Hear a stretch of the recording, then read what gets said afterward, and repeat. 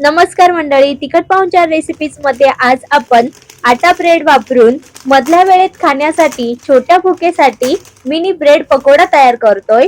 तर या ठिकाणी मी 3 ब्रेडचे स्लाइस घेतलेले आहे आणि त्याचे बघा दाखविल्याप्रमाणे असे चौकोनी तुकडे तयार करून घ्यायचे। तर एका ब्रेडचे साधारणपणे 4 भाग तयार करून घेतले।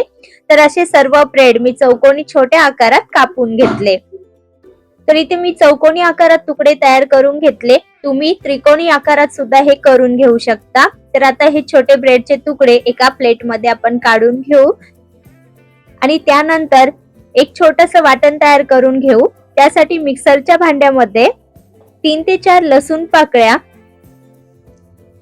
अर्धा इंच अद्रकचे तुकडे, 2 हिरव्या मिरच्या, तर इथे मी तिखट हिरवी मिरची वापरले, तुम्ही तुमच्या आवडीनुसार वापरा, आणि त्यानंतर अर्धा चमचा जिरा घातलं। आता मिक्सरला झाकण लावून ना बघा पाणी न घालता त्याची जाडसर अशी पेस्ट तयार करून घ्यायची। त्यानंतर आपल्याला बेसनचं बॅटर तयार करून घ्यायचं आहे। तर एका मोठ्या बाउल मध्ये इथे मी 1 वाटी बेसन घेतलं, त्यामध्ये थोडासा हिंग, तर साधारणपणे पाव चमचा हिंग पावडर घातली, पाव चमचा हळद पावडर, त्याचबरोबर थोडंसं लाल तिखट घातलं। आता यामध्ये अर्धा चमचा ओवा घालायचा। तर ओवा हा असाच न घालता हातावर बघा असा थोडासा चोळून घालायचा, म्हणजे त्याचे फ्लेवर या बॅटर मध्ये छान उतरतील।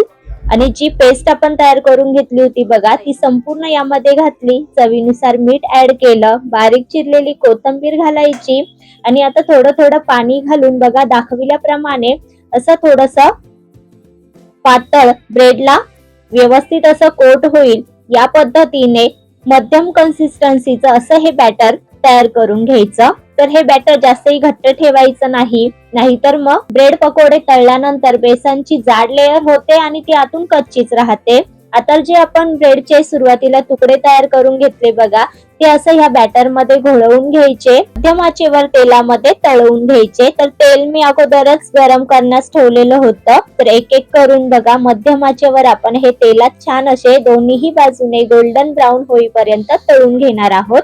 बघा तर मंडळी खूपच सोप्या पद्धतीने इथे आपला सकाळच्या नाश्त्यासाठी किंवा मधल्या वेळेत खाण्यासाठी छोट्या मोठ्या भुकेसाठी ब्रेड पकोडे तयार झालेले आहेत। जेवढे बनवायला हे सोपे आहे तेवढेच खायला देखील खूप टेस्टी असे लागतात। एकदा तुम्ही नक्की करून बघा। तर लहान मुलांना सुद्धा तुम्ही हे टोमॅटो केचप सोबत, पुदिन्याच्या चटणी सोबत देऊ शकता, अप्रतिम असे लागतात, चवीला भन्नाट लागतात। तर बघा आलटून पालटून दोन्ही बाजूने छान खमंग असे खरपूस हे मी तळून घेतले। आता तेलातून काढून आपण हे प्लेट मध्ये काढून घेऊ आणि ह्याच पद्धतीने राहिलेले ब्रेड सुद्धा ह्याच पद्धतीने तळून घेऊ। तर आता कुठलाही तळणीचा पदार्थ म्हटला की यासोबत मस्त गरमागरम तळलेली ही हिरवी मिरची हवीच। तर त्यासाठी बघा यातच मी ना 3 ते 4 हिरवी मिरची त्याला आतून चिरा दिल्या, थोडंसं मीठ घातलेलं आहे त्यामध्ये आणि त्या सुद्धा तेलामध्ये थोड्याशा ना तळून घेतलेल्या आहे।